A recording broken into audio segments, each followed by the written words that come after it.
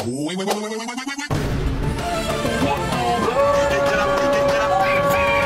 few moments later. Assalamualaikum warahmatullahi wabarakatuh. Halo teman-teman semua. Perkenalkan, nama saya Aulia Safitri dengan NIM 19. Saya dari jurusan Farmasi A. Pada video kali ini kita akan membahas tentang replikasi DNA dan proses sintesis protein. Baiklah, yang pertama kita akan membahas tentang replikasi DNA. Nah, kira-kira replikasi DNA itu apa ya teman-teman? Replikasi DNA adalah proses pengandaian rantai ganda DNA. Nah, proses replikasi DNA dimulai dari pembukaan double helix DNA menjadi double strand DNA oleh enzim topoisomerase.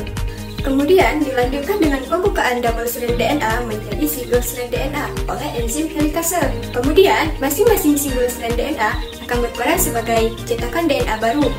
Single strand DNA akan membentuk struktur garpu atau yang sering disebut dengan garpu replikasi. Utas DNA yang telah berpisah akan distabilkan oleh single sublining protein sehingga tidak bermaturasi atau bergabung kembali.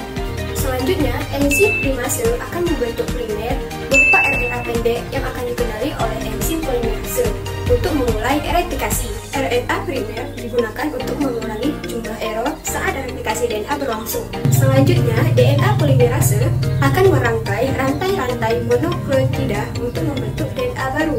Sintesis DNA berlangsung pada kedua utas garpu yang dimulai dari RNA primer dengan arah 5 aksen ke 3 aksen.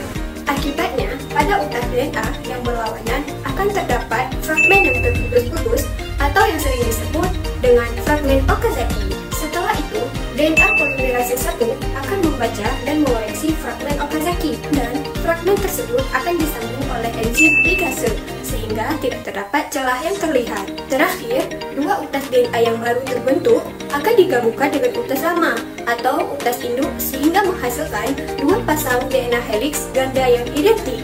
Nah, selanjutnya kita akan membahas tentang proses sintesis protein. Mari kita cermati tahapan sintesis protein. Sintesis protein terdiri dari dua tahap. Yang pertama, tahap transkripsi dan yang kedua, tahap translasi. Nah, yang pertama kita akan membahas tentang tahap proses pada transkripsi. Nah, sebelumnya kita harus tahu dulu transkripsi itu apa ya? Nah, transkripsi ini adalah sebagian DNA menjadi RNA. Proses transkripsi ini terjadi pada nukleus. Proses transkripsi ini dibagi menjadi 3 tahapan. Yang pertama, ada inisiasi, elongasi, dan terminasi. Tahap inisiasi terjadi pada saat RNA polimerase menekat pada daerah promotor G. Pada saat itu, RNA polimerase akan membentuk mRNA melalui cetakan DNA template. Pada tahap elongasi terjadi pada saat RNA polimerase mengarahkan pembacaan dari arah kelima ke arah ketiga. Transkripsi akan berakhir pada saat RNA polimerase sampai pada daerah terminator. mRNA yang telah terbentuk mengandung urutan 3 basa nitrogen yang biasanya dikenal dengan sebutan kodon. Selanjutnya, mRNA atau kodon ini akan keluar dari nukleus melalui polipolinukleus menuju sitoplasma untuk memulai translasi. Selanjutnya, kita akan membahas tentang tahapan pada translasi. Nah, translasi adalah proses penerjemahan kode DNA yang menghasilkan protein. Tahap proses translasi dibagi menjadi 3. Yang pertama, ada inisiasi, elongasi, dan terminasi. Pada tahap inisiasi, dimulai saat unit ribosom kecil terikat pada mRNA. Kemudian, ribosom unit kecil inilah yang akan bergerak dari daerah 5 aksen menuju ke 3 aksen. Jika sudah menemukan kodon star untuk AUG, maka tRNA yang membawa asam amino metionin dan antikodon AUC akan melekat pada mRNA.